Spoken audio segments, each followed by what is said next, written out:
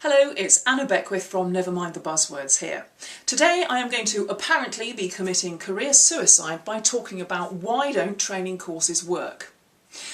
There are some very specific reasons why some courses don't work. Why sometimes you will have people who become training course junkies and go on programme after programme after programme after programme, and yet nothing seems to change. Why is that? Why are companies wasting their money on those types of programmes? Why are people wasting their time going on those courses? Let's imagine that somebody wants to improve their communication skills. This is quite a common thing. Everybody can communicate, everybody wants to be able to do it better. So, somebody decides that they want to attend a 1 or 2 day communication skills programme, and their manager pays for them to go along. Now, what is likely to happen on that 2-day workshop is that they will gather a lot of information about communicating.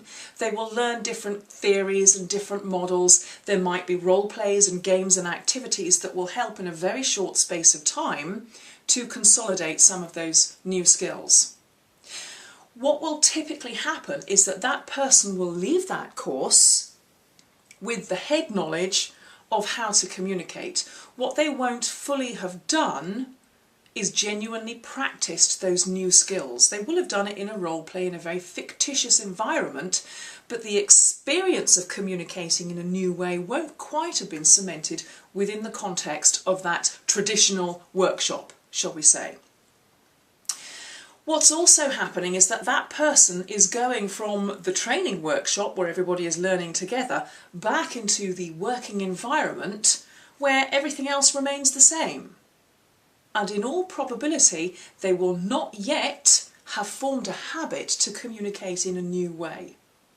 In fact, what happens sometimes when you're looking at actually complex issues like communication, it can almost be overwhelming. People will get to the end of the course and go, oh my word, I've got to think about how I'm standing, about my body language, about my breathing, about my social style, about my learning style, about my communication style. I've got to listen to other people. I've got to ask the right question. There are so many things that people can be thinking consciously about doing that it's almost overwhelming. It has not yet become habit. And what then? It's a little bit like learning to drive a car. So, how much do you remember of your first driving lesson? I certainly remember mine because it was a bit of a nightmare. The instructor who was sitting next to me had a really thick local accent, and I found it difficult to understand him. And that was only the beginning of my problems. I had to listen to the instructions that he was giving me about basic safety on the road, and that was even before I switched on the ignition, at which point, of course, you have to negotiate the steering wheel, looking in the mirrors, so looking behind you as well as looking in front of you, the pedals at your feet, the gear stick at your side, and that's even before you get out of the driving school compound and are actually on the road, trying to go in a straight line, avoid hitting other traffic, and so on. After a while, though, what happens? You continue to practice, and after a period of time, it becomes a natural manoeuvre. You don't have to think consciously about every individual thing that you're doing. After a while, when you're a practiced driver and once you've passed your test, you get into your car, you turn on the ignition, and away you go. Okay, so let's take a look at that learning to drive metaphor and take it a step further and consider, how does that training programme work when so many of our workplace-based training programmes don't? Well, we've already considered what often happens in the workplace, where somebody is sent on a course for a couple of days and somehow, hey presto, that is supposed to change their habits and change their behaviours. I mean, why do we even think that that is going to work? How does learning to drive work as a learning process? Well, first of all, there is a lot of theoretical knowledge that people have to know. You do need to be aware of the highway code. You need to be aware of the basics of your car and where everything is, how to steer, the theory of where you're moving that steering wheel when you're doing relatively complex manoeuvres like reverse parallel parking and so forth. There is theoretical knowledge. Here's the thing. One of the things you do not do when you're learning how to drive is sit in a classroom and talk about the potential benefits of driving, what you might or might not do if you approach certain hazards on the road or whatever. Well, you certainly don't do that in isolation. You get in the car and you experience it and you get on with it.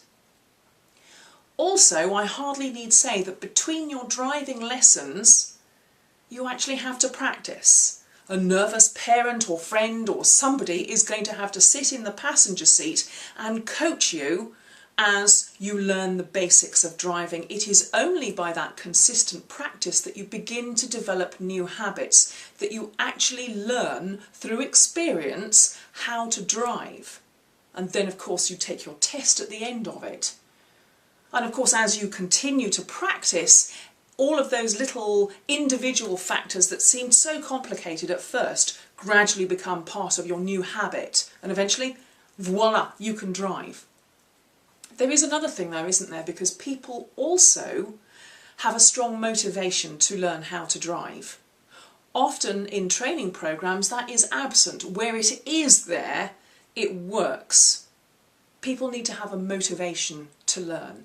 The person who has to constantly ask friends or family for a lift somewhere wants to learn how to drive so they can be independently mobile. Perhaps somebody else doesn't want to be reliant on public transport. There's a strong reason why.